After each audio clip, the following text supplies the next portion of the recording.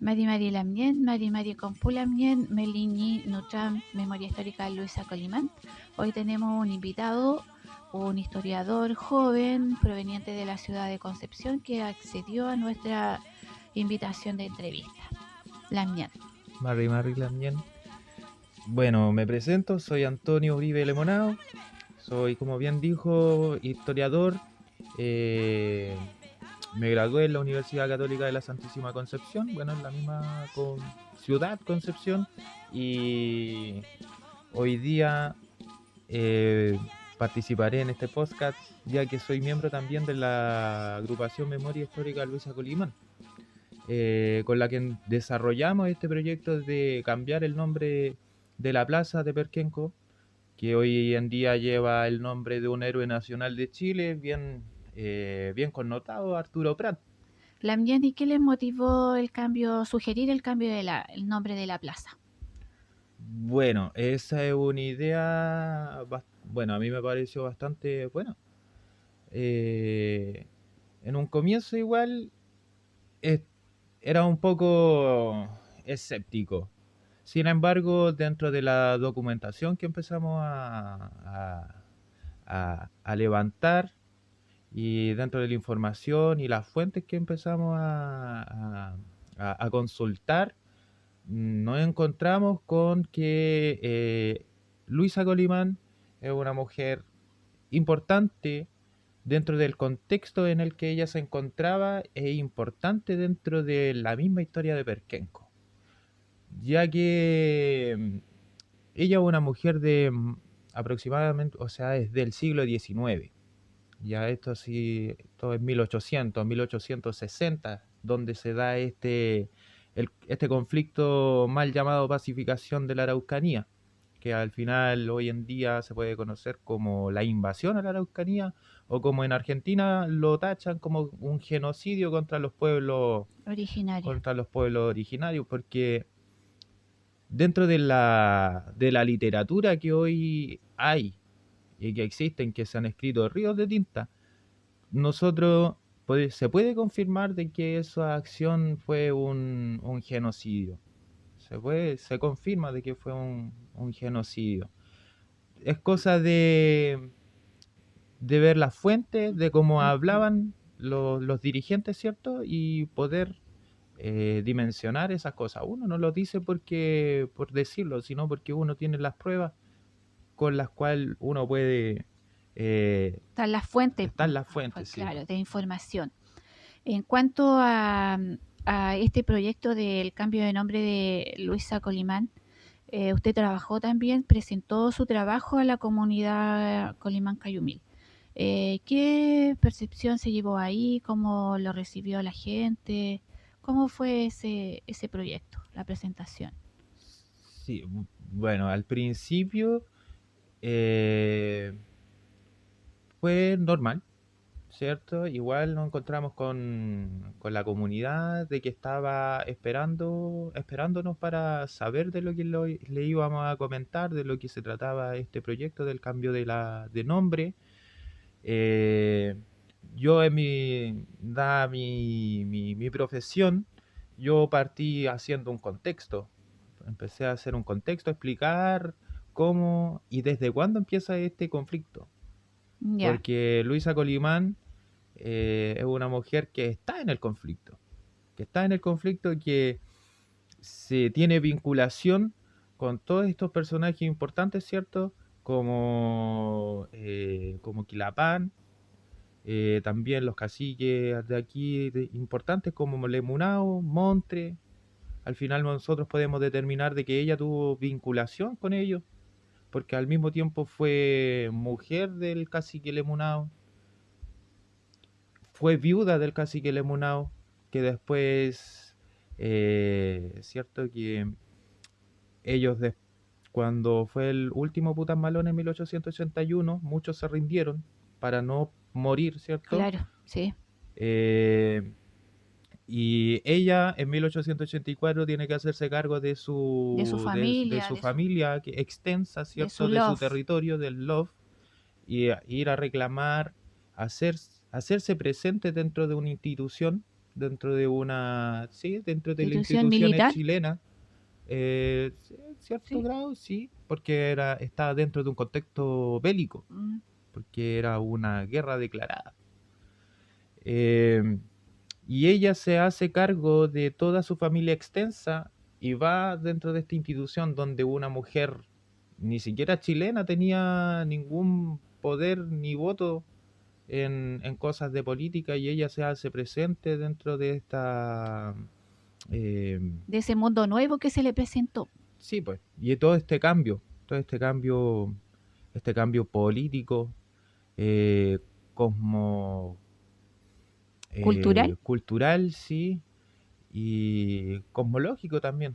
O claro. sea, de su esencia se está todo cambiando. El mapuche en ese tiempo se le derrumbó su mundo y pasó a ser, eh, y entró al liberalismo, al capitalismo liberal, a este sistema en el que nosotros estamos hoy en día y no podemos entender o nos cuesta entender dinámicas distintas al al capitalismo liberal que hoy en día nos permea como sociedad. Eso Ya. es lo que pasa hoy en día, y que la gente, por ejemplo, dice, si tú quieres ser mapuche, ¿por qué no te vas al campo, cierto? Y eres un salvaje prácticamente.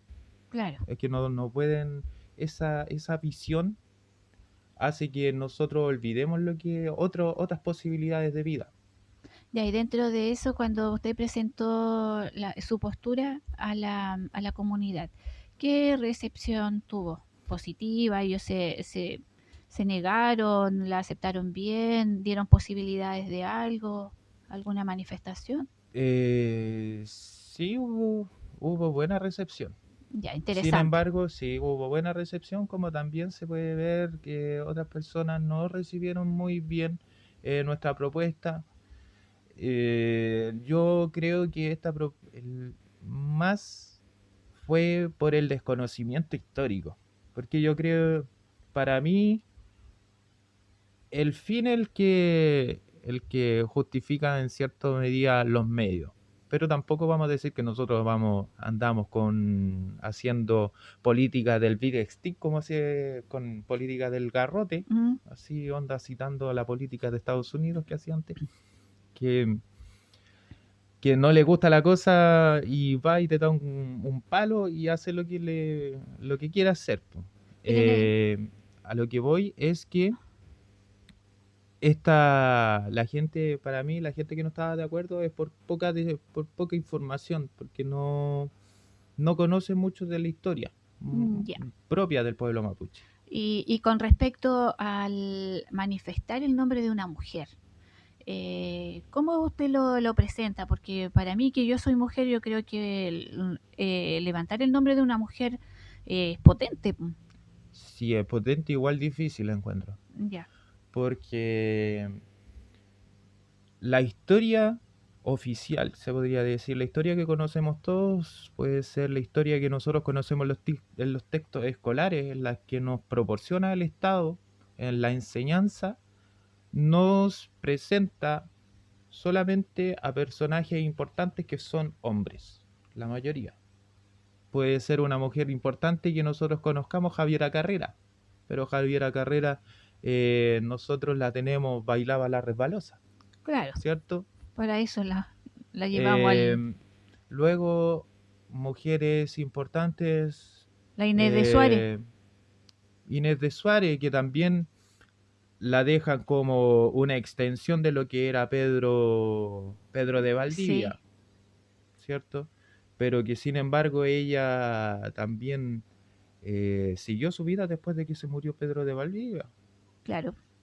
También tiene una historia aparte, y también fue importante en cuanto a los españoles, en cuanto a la colonia española en Chile.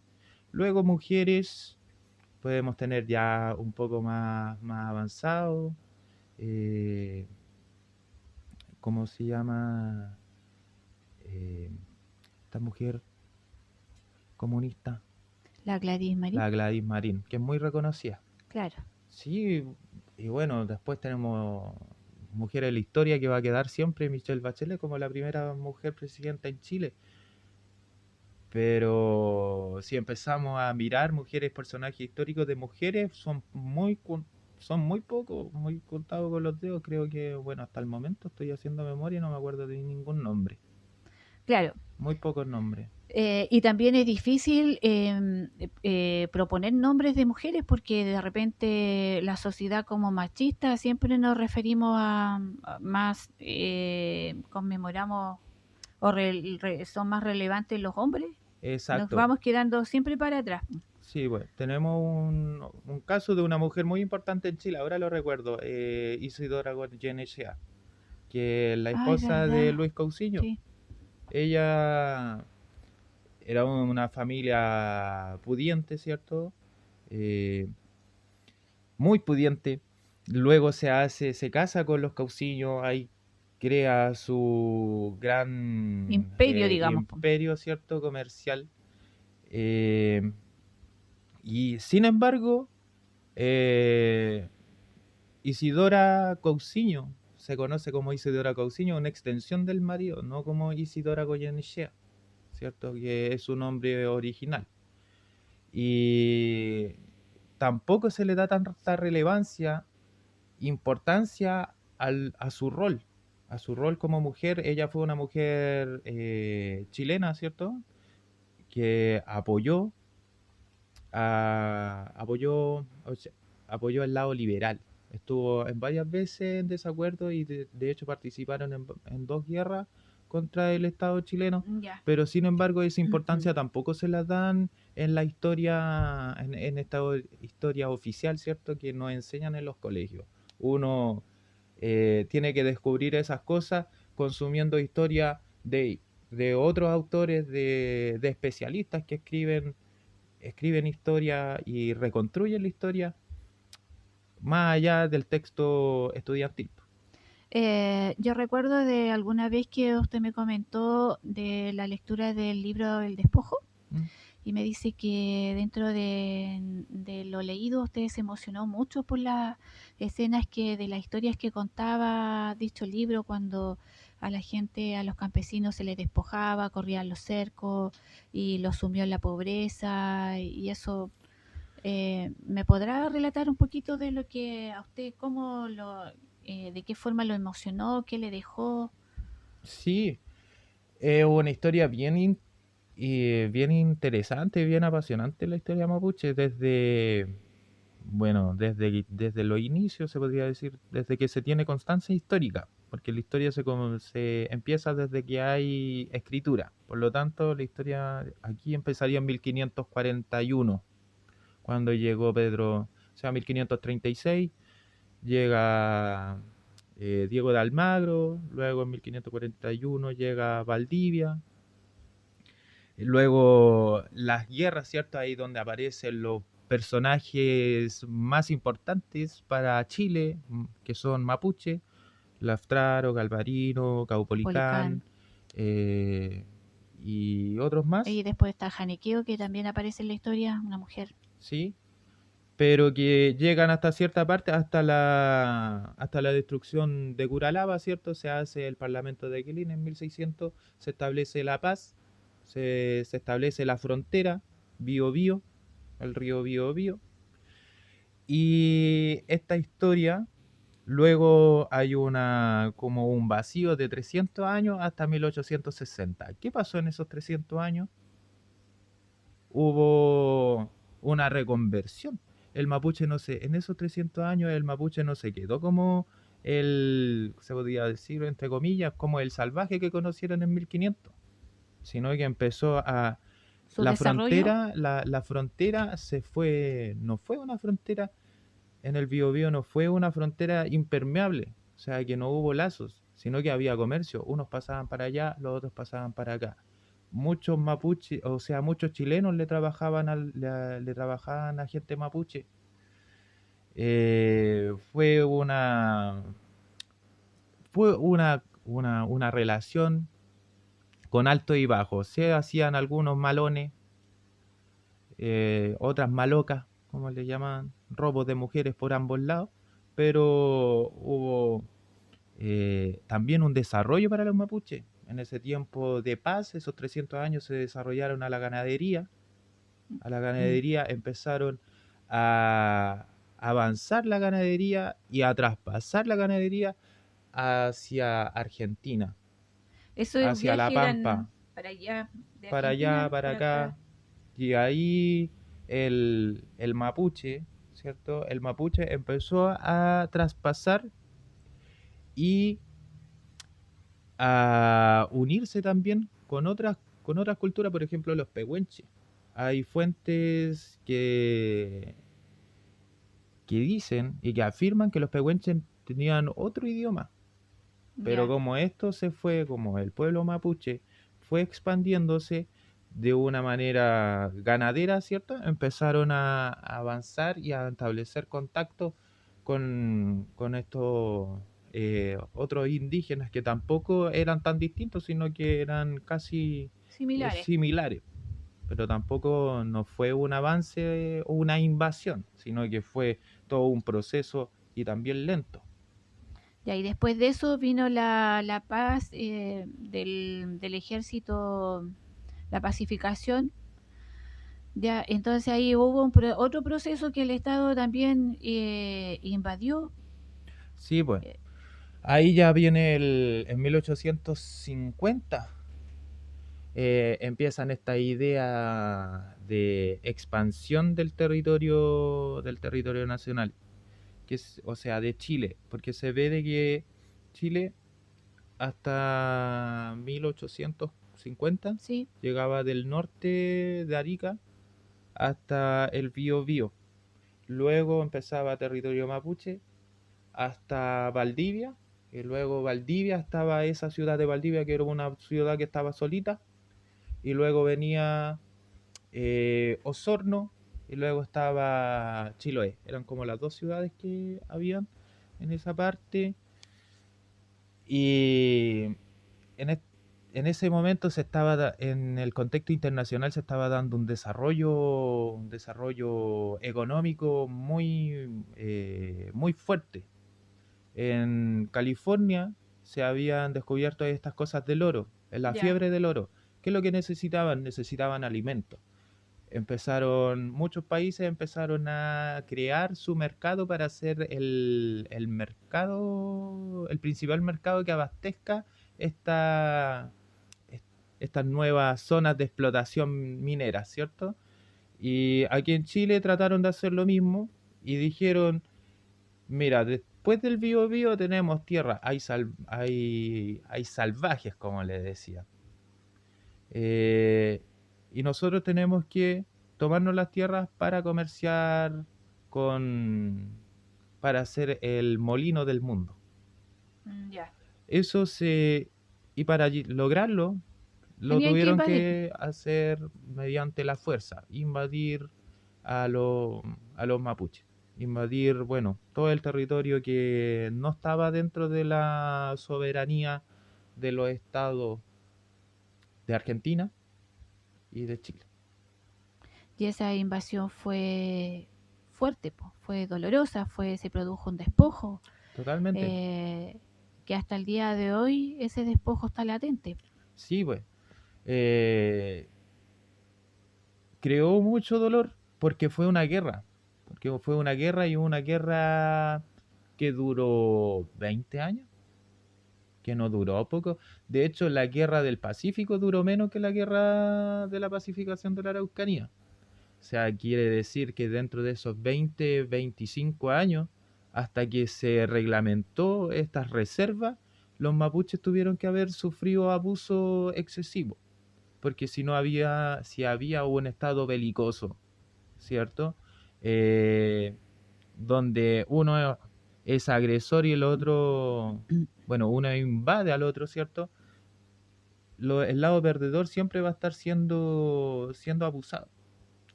Y este abuso no ha terminado tampoco, Claro, hasta el día de hoy. claro. Entonces, ¿cómo se ve si este abuso no ha terminado? Nosotros prácticamente ya somos minoría. y tampoco tenemos ni las armas ni nada como para luchar. Entonces, ¿cómo ve usted este proceso que ahora estamos viendo, el proceso del informe de paz y entendimiento, donde el Estado también está por sobre, digamos, el territorio mapuche? Sí. A ver, em, igual difícil, yo lo encuentro difícil. ¿Se puede llegar a un entendimiento? Para mí, sí se puede llegar a un entendimiento, pero no sé, pero es de un, pues para mí este proyecto es más largo. Es más largo y más complejo, ya que con esta comisión que se hizo hoy en día, a lo mejor agrupó a varios participantes de varias comunidades, pero, o muchas personas que anduvieron trabajando dentro de la comisión, ¿cierto? Que establecieron relaciones con las víctimas Del del conflicto. conflicto, con agricultores, con gente mapuche, con dirigentes, con mucha gente. Pero creo que el problema no está tanto en conversar con todas esas personas, sino es ir de comunidad en comunidad. Hicieron 2.500 hasta 3.000, aproximadamente 3.000 comunidades se hicieron. Reservas indígenas que se hicieron en 1884. Eh, y todas estas comunidades están distribuidas en distintos sectores de 4 regiones, sí. De 4 regiones, si no me equivoco. Está Biobío, está los lagos, está la Araucanía y los ríos. Por lo tanto, tienen contextos distintos y problemáticas distintas. Aquí en el territorio de Perquenco no tenemos forestales. Tenemos 30, si no me equivoco, son 27 aproximadamente comunidades. 32, 32. más o menos. 30, sí, más o menos por ahí. Y no tienen los mismos problemas que las comunidades de De Silla, Galvarino, de Galvarino. Tienen Lumaco. distintos, tienen distintas problemáticas. Por lo tanto, soluciones que ellos buscan ¿cierto? En cuanto a forestales, aquí no van a servir. Claro. Y tampoco van a servir para otras comunidades del sur de Temuco. Porque ahí tenemos otra complejidad de que en Temuco son muchas, o en la zona de Temuco, cuando uno ve el mapa que comparte la CONADI, que se puede verificar ahí, en esa zona existen muchas comunidades chiquititas. Por ejemplo, por eso, por lo tanto, el territorio es más pequeño. Sí, pues y el territorio por tanto es más pequeño y hay muchas más comunidades. En cambio aquí para el norte, de Temuco hacia el norte hasta Ercilla, hay menos comunidades con más territorio. O Por sea lo que, tanto claro, son distintas las demandas, las las demandas, los necesidades. problemas que tienen las comunidades y hacer una solución para todos, para las No 3.000, refleja creo que no refleja las las necesidades. necesidades. Y, y que corte también este problema de raíz, decir, se aprueba y que desde ahora ya no va a no va a existir ningún Ningún, problema más porque vamos a hacer las paces, ¿cierto? y se Y desde termina la ahora se demanda termina territorial. eso. No creo Es la solución. no creo que sea la solución hoy en día. Lo único, o sea, para mí tendría que existir este trabajo de largo plazo, ¿cierto? De largo aliento, pero una a una de las comunidades que se formaron. Si tuvieron paciencia para hacer 3.000 comunidades, ahora tendrían que tener paciencia para ver los problemas de esas 3.000 De las demandas de comunidades, de la cada. demanda, porque son distintas personas, distintos contextos, distintos lugares. Hay comunidades que les falta agua, otras comunidades que tienen agua. Hay comunidades que no tienen espacio para la gente, otras comunidades que tienen más territorio, otras que no tienen tanto. Eh, hay muchas cosas en juego. Gente chilena que vive en las comunidades, que también tienen problemas ahí. No por las mismas comunidades, sino por los problemas de tierra Claro. problemas de tierra, de contratos y cosas legales que, bueno, van afectando y van complejizando todas estas cosas, todo este Ya, fenómeno. entonces, como ahora ya vemos que el informe se ha fracasado prácticamente y todavía no hay un reconocimiento del Estado que esto fue un fracaso. Entonces, ¿cómo usted visualiza esto? Bueno, como delante me decía que tiene que haber como tiene que ser más extendido y todo. ¿Cómo visualiza usted esta demanda territorial para los jóvenes, para las personas que, por ejemplo, están en Santiago, porque ellos fueron los que quedaron afuera, pum? Exacto. Ahí hay un punto importante que yo me dio vuelta cuando estuve leyendo eh, el informe. Fue de que se habla de las víctimas de este conflicto, ¿cierto? Pero tenemos que entender que este conflicto empieza en hace 150 años, en 1850, 170. Eh, ¿Y quiénes fueron las principales víctimas de eso? Fueron los mapuches. Y los mapuches que fueron reducidos a las reducciones que hoy día conocemos como comunidades mapuches, ¿cierto? Que, y que luego se convirtieron en campesinos pobres, porque ellos no eran campesinos. El mapuche no era campesino. El mapuche era una persona que era principalmente ganadero y era agricultor, pero para el consumo personal, así, de la familia, ¿cierto? Es como eh, autárquico en ese sentido, para comer, no para vender, Ya. ¿cierto? No en ese sentido de comercio. ¿Y qué pasó cuando los redujeron? Los redujeron a estos campos chicos y te pasaron a ser campesinos. Y pobre, No tenían nada. claro. Aparte que tuvieron que haber vuelto. ¿Por qué no vamos a decir que en esta guerra se quedaron aquí en estas tierras?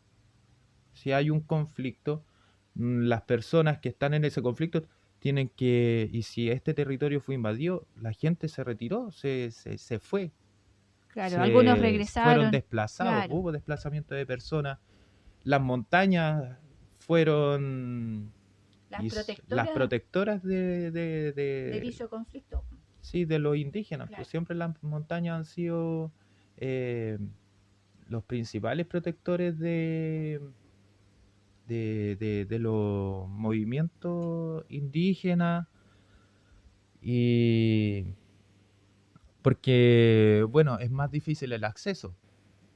Es más difícil el acceso y luego tuvieron que haber vuelto, ¿cierto? Y aquí ya de partida tuvieron un problema porque le dijeron, ya, usted si usted quiere, eh, quiere reclamar este territorio para que sea posesión de su comunidad de la reserva, usted me tiene que presentar algo que acredite que usted vive un año aquí. Lleva viviendo un año aquí y si estaba de desplazado, le redujeron el territorio, Claro, ¿cierto? Estas personas, luego de ser campesinos pobres, muchos se fueron a Santiago. Este desplazamiento de la cuestión social que empieza en 1920 y luego se mantiene hasta 1960, las poblaciones, muchos mapuches se fueron para el norte. Hay una canción de Violeta Parra que a mí me encanta, ay, que se llama Mañana me voy para el norte.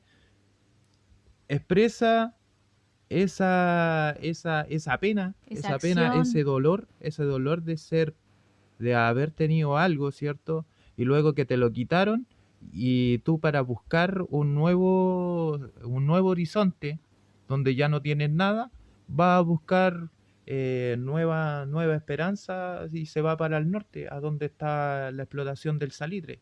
Muchos se fueron para allá porque no tenían aquí cómo vivir. Si todas las tierras se las dieron, o sea, la mayoría de las tierras se le hicieron concesiones alemanas, eh, o se remataron, o quedaron en manos de grandes hacendados, por ejemplo, Munster, el rey del trigo, que, eh, que la Araucanía hoy en día poco se conoce, pero que tenía la, pra- mucha tierra. Yo creo el 40% de los territorios de la Araucanía pueda que hayan sido de él.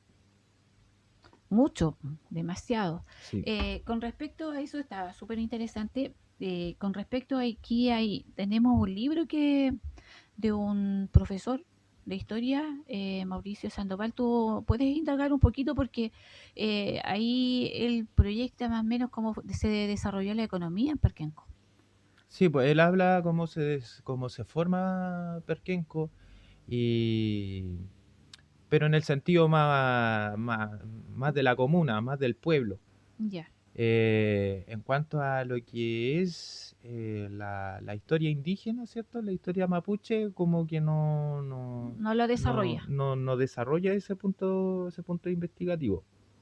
Entonces tendríamos que tener un historiador que desarrolle ese punto de investigación para el desarrollo que pasó ahí en esa parte, porque si hubo un desarrollo,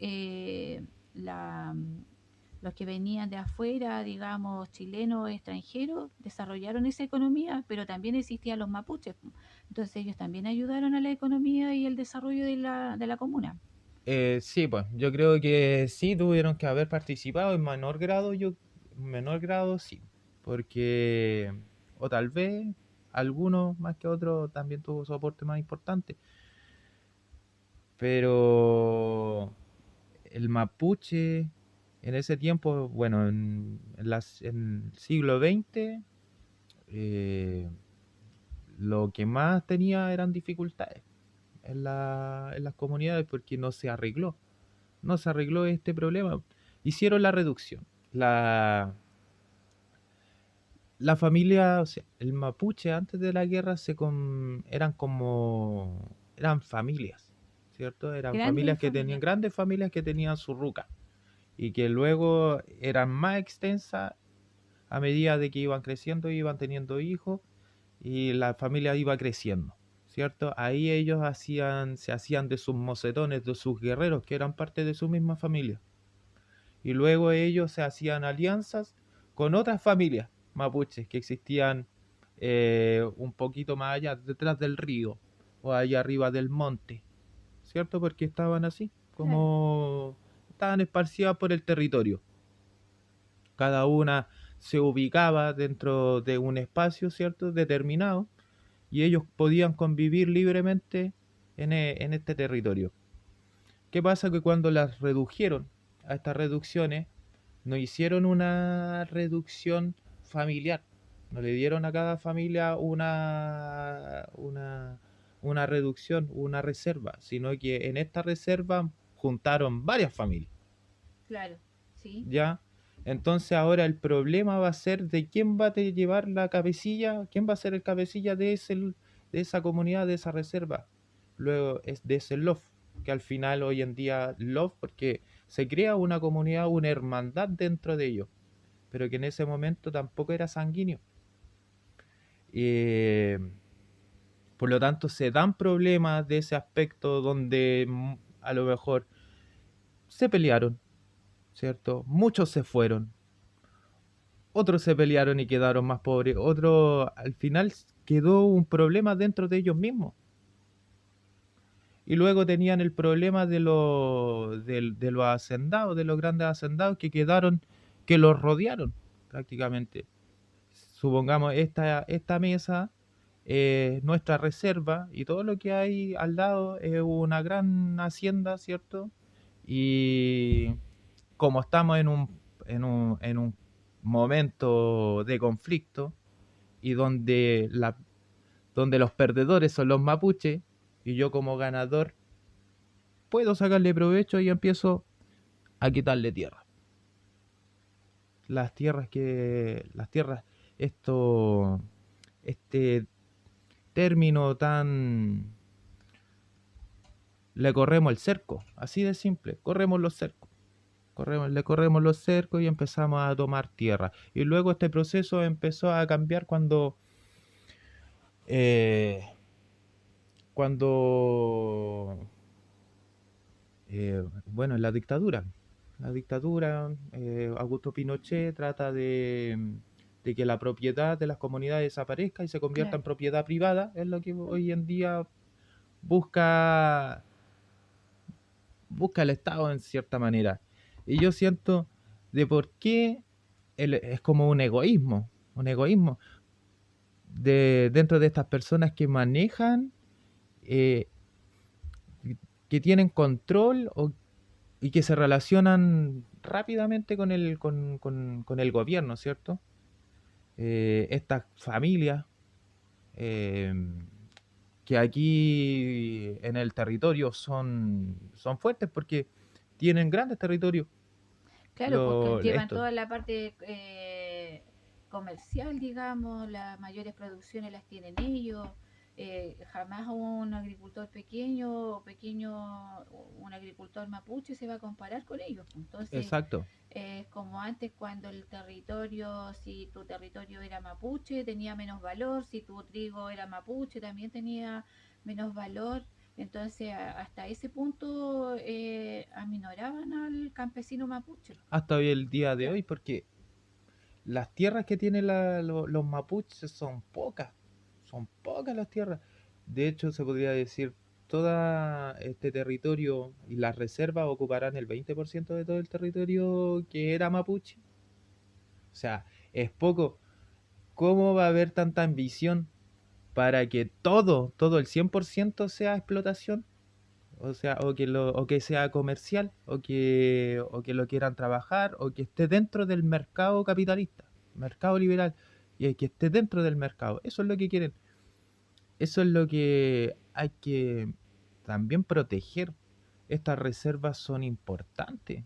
Son importantes porque se mantiene la relación de un pueblo, la historia de un pueblo, eh, la historia y el esfuerzo, el sacrificio que hicieron muchos de los ancestros mapuches para defender para el defender territorio. este territorio y que hoy en día no se le aprecie como tal. ¿Por qué? Porque quieren, eh, Invadir, ¿no? Y quieren ingresarlo al mercado. claro. Quieren que esta tierra no sea de la comunidad, no, esta tierra tenemos Ya que le hacer tienen valor, le tienen eso. un signo peso. Exacto, como muchas cosas, otros ejemplos que podemos dar es, por ejemplo, lo que pasa hoy día con estas cosas de los salmones, ¿cierto? Estos espacios que son protegidos, que son muy pocos y que los quieren explotar. ¿Para qué? Para que estén dentro del mercado, para sacarle más valor. Le sacan plata, pero ¿qué dejamos aquí? Y si nos vamos allá al Alto de Biobío con la eléctrica china, las represas chinas también, las comunidades han ido a presentarse ante esta empresas chinas. Esta empresa tampoco lo ha escuchado, han destruido todo, hicieron la destrucción del Alto Biobío con la represa que ya tienen y ahora quieren más y así todo. El Estado, ni el medio ambiente, ni la protección, nada ampara a las comunidades, nadie protege los árboles nativos. Está todo así como que las leyes se hacen, pero nadie. Sí, es como sí, es como un problema desde arriba. Porque existe mucha gente que protege y que es consciente de todos estos problemas. Pero, ¿qué podemos hacer nosotros como simples, ciertos Ciudadano, ciudadanos de, nos podemos manifestar en contra? Pero los que tienen el mando son los que están arriba, ¿cierto? Son los que llevan los que el determinan, desarrollo de estas claro. políticas, más allá que sea el gobierno. Está el gobierno regional, están todas estas comisiones que se crean, donde aprueban y donde debaten ellos mismos dentro de cuatro paredes, ¿cierto? Y de que al final se convierte como en siempre sale este tema del mercado, de que quieren hacer algo por el progreso del país, ¿cierto? Y sin darle mayor atención a los impactos que hacen. Por ejemplo, la empresa china. China se podría decir que, ¿cierto? Un país comunista, ¿no? autoritario. Sin embargo, está abierto al libre mercado, está abierto a la explotación y a la destrucción de cualquier territorio que pueda hacer con tal de generar ese capital que ellos quieren, de minero o hidroeléctrico, ¿cierto? Claro. Al final, como que todos los llevan al sentido del mercado. Pero hay cosas más allá que el mercado, no todo es... Pero ¿cómo cambiar esas mentes? Pero así todo, con todas las propuestas que pueda tener aquí nos vamos a acercar a la comuna, tampoco quieren reconocer cuando el pueblo mapuche se manifiesta con una propuesta en cuanto al nombre de la mujer Luisa Colimán, porque la sociedad chilena como que no está preparada para que haya un cambio, porque dicen, pero ¿cómo es un cambio tan fuerte si estamos bien con el nombre? O sea, como que les choca cuando es propuesta mapuche, como que es chocante.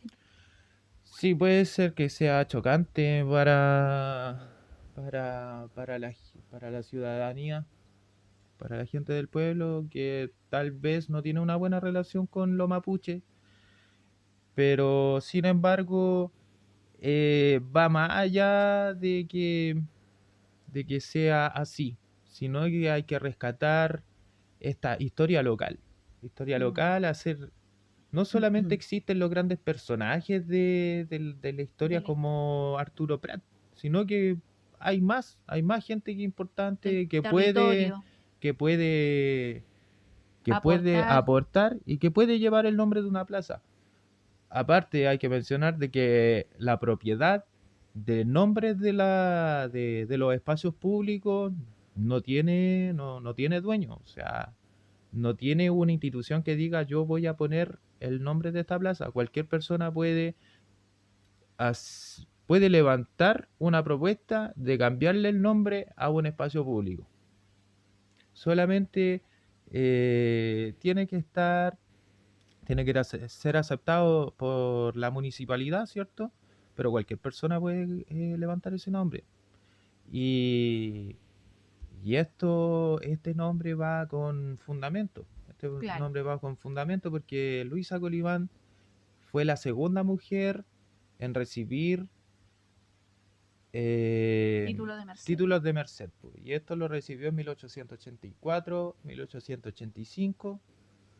Y luego la tercera mujer, si no me equivoco, viene 10 años después, en 1995. Y luego le siguen todo el resto de mujeres mapuches que fueron recibiendo, pero 10 años después. O sea, yo hice una revisión donde empieza desde el primer título de Merced hasta el 500. Al 500 título de Merced aparecen unas 5 mujeres. Y Sí, algunas que encontré eran mujeres y otras, representadas también. y algunas que sí. Estefanía de Ercilla Ya, y Luisa Corimán fueron las dos primeras mujeres en ir a reclamar directamente a la los comisión. títulos de Merced, sí, a la comisión encargada de repartición de tierra indígena. Y luego las otras mujeres que le siguen aparecen como mujeres, pero representadas por un hombre. Ya. Eso es súper importante porque eh, tenemos dentro, en ese momento, estamos dentro de un sistema totalmente patriarcal, donde la mujer no tenía ningún derecho. Recién en 1921, 1922, recién tuvieron derecho a voto comunal de las municipales. Y en 1950 aproximadamente ya tuvieron el voto femenino nacional para las presidenciales cuando salió Ibáñez del Campo. Pero, pero es duro para la mujer. Yo encuentro que lo que pasa con Luisa Colimán representa a la mujer mapuche y a la mujer y la fuerza que tiene la mujer como mujer, porque en una guerra los hombres se van a pelear. ¿Quién se hace cargo de la casa? ¿Quién se hace cargo de los hijos? ¿Quién se hace cargo de las cosas? de toda la familia que no se fue a batallar, no se fue a guerrear, ¿cierto? Que no tuvo que ir a defender el territorio. ¿Quiénes son las personas que van arrancando y después que tienen que volver y después hacerse cargo de la familia cuando ya no está el hombre que se murió en la guerra? Empezar todo de nuevo. Y empezar de nuevo en un territorio que fue desolado. 20 años de guerra, 20, 25 años de guerra. Imagínense que la guerra del Pacífico duró 4 o 5 años. Empezó en 1979 y terminó en 1864. Y invadieron un país, llegaron, empezaron, tomaron cierto Antofagasta, luego la campaña llegó hasta Lima y luego de Lima se disgregaron hacia el altiplano. En 1884 y en 1881 estaba la guerra, ese fue el último Butan Malón. O sea que hubo que traer tropas que andaban en Perú, Para en la guerra acá, del claro. Pacífico, para terminar, en cierta forma, la invasión del territorio mapuche. Qué interesante todo este tema, o sea, da para mucho rato más, pero ya tendremos una segunda oportunidad de invitarle. Le agradecemos mucho el tiempo que nos ha dado y es un historiador que encanta escuchar. Y como a todos los invitados, le tenemos un presente. Tenemos un presente para usted que viene de Concepción. Oh, muchas gracias. ¿Ya? Y ahí, bueno, a todos los invitados le pedimos que por favor muestre el regalito. ¿Sí? Ya, tengo eso, un tazoncito para que lo lleve a su ciudad y tome su cafecito de trigo ahí. Y ahí tiene una tablita de acá de un artesano de la comuna de Yancamil, un joven también que Muchas trabaja gracias. en artesanía. Así que le invito a despedirse, Lamián. Bueno, fue muy grato conversar eh, Apasionado tema. sí, igual, sí, apasionado tema. Muchas gracias por este momento. Espero que nos volvamos a hacer otro nuevo programa eh, para hablar, para seguir hablando este tipo de cosas. Y porque es muy interesante, muy apasionante y ojalá que la gente se interese en conocer más la historia, más allá de lo que le cuentan los libros de historia del colegio. No se quede con eso. Busque, averigüe y no solamente le eh, preocupe, no solamente se preocupe del título del libro, sino que también investigue sobre los autores sobre el autor del libro, porque también ahí uno tiene que tomar en cuenta y comparar lo que lee. Así Chalto, que eso, muchas gracias. Chalto Lamián, muchas gracias. Caucayal.